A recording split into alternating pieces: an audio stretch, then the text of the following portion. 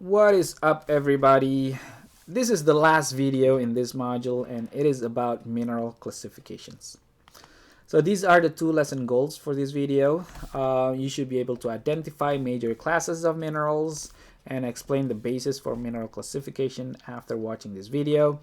And for mineral classification, so for this course, I would like you to focus on two main groups of minerals. The first one is silicates, and the other one, the second one, is non-silicates minerals. Okay, now I cannot emphasize enough of how important silicates are in geology, as well as in this course, because first of all, silicates are common rock forming minerals, and they're mostly commonly found in the crust as well as the mantle of the earth. Okay, remember that silicates consist of both silicates consist of silicon element and oxygen element. And if you think about the stuff that we learn about the Earth's layers, silicon and oxygen are the two most abundant elements in the Earth's crust, right? But it is also still abundant in the mantle of the Earth. Okay. Anyway, so that's the first mineral groups that I would like you to focus on. And the second one is the non-silicates minerals, which include native metals, oxides, sulfides, and carbonates. And I think these are the major classes of minerals that I would like you to get yourself familiar with. So let's talk about silicates first. And in order to understand silicates mineral, you have to understand the concept of silica tetrahedron.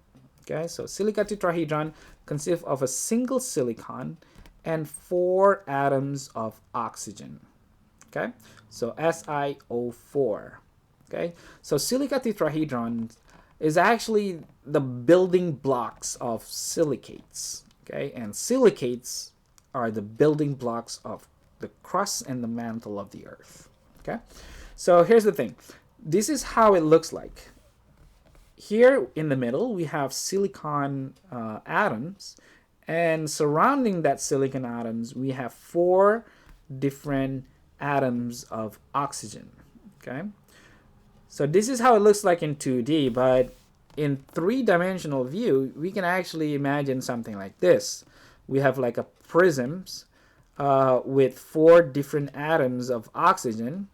Okay, and it would create a prism, and we have in the middle of that prism, we have silicon atoms. Okay, and this shape here, this is what we call as a silica tetrahedron right there. Okay, so in each shape, all the corners of these prisms represent oxygen atoms, and right in the middle we have the silicon atoms living in the middle of that prism.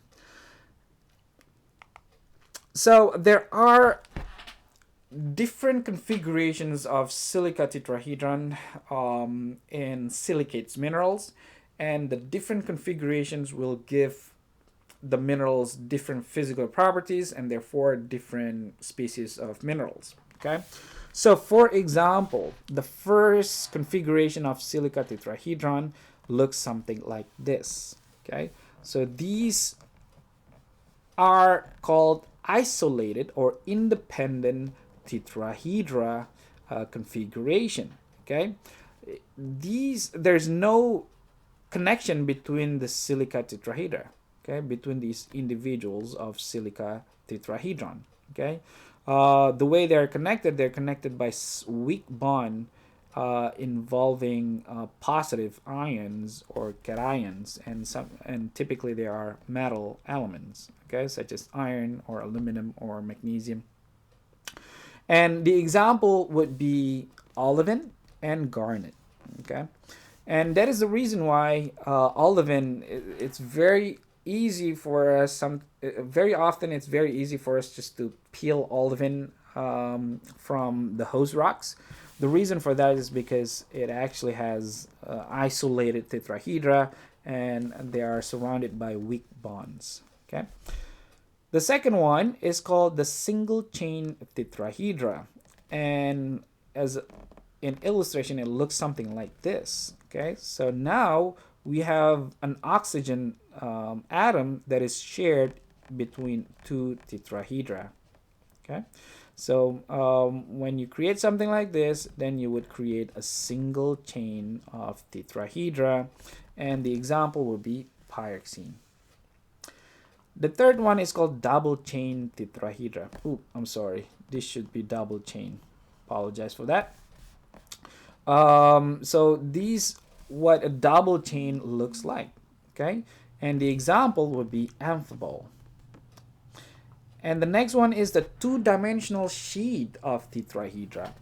And as you can see here, the configuration of tetrahedra looks a lot different between between this one and the previous two.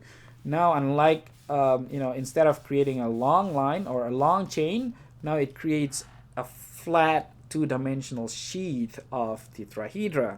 Okay, and as a result, the minerals would look like sheets of minerals. Okay, for example, this is muscovite. Muscovite looks like, this one looks like it has several sheets that have been broken apart.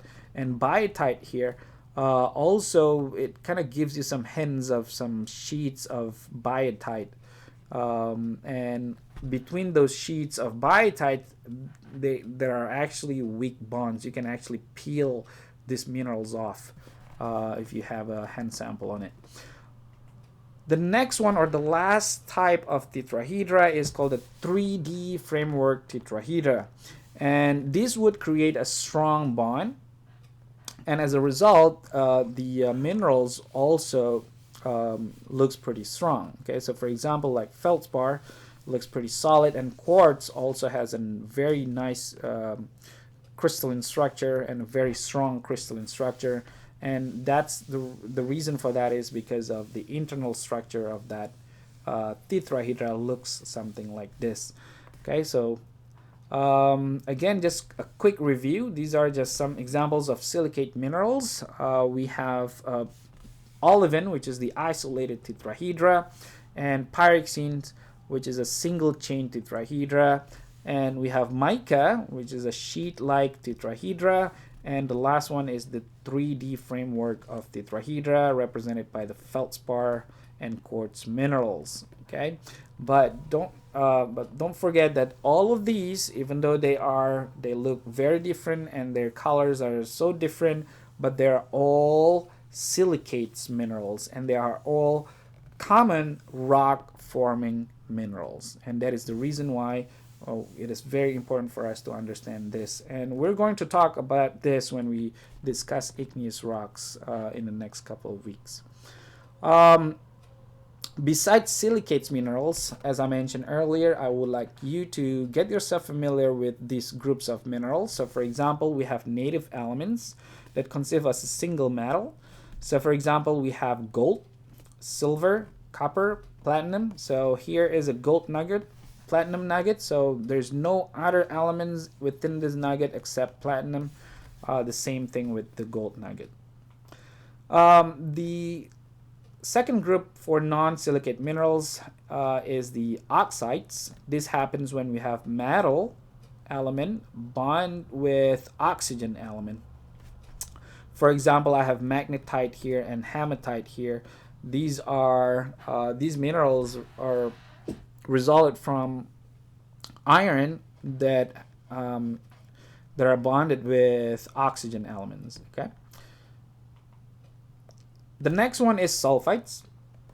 Sulfites happens when we have metal elements combined with sulfur elements, and the reason why I bring this up because sulfites is actually a good example for common metallic ores. Okay, so it's very important for us if we want to explore for mineral resources such as lead or galena or copper or zinc. Sorry, not galena. Copper and zinc or many more.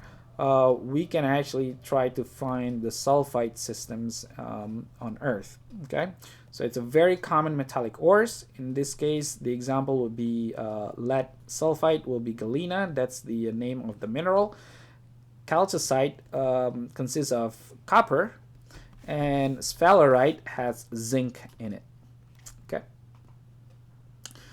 And the last group of non-silicate minerals that I would like you to get yourself familiar with is called the carbonates. Okay, so carbonates happens when we have carbon and oxygen combined.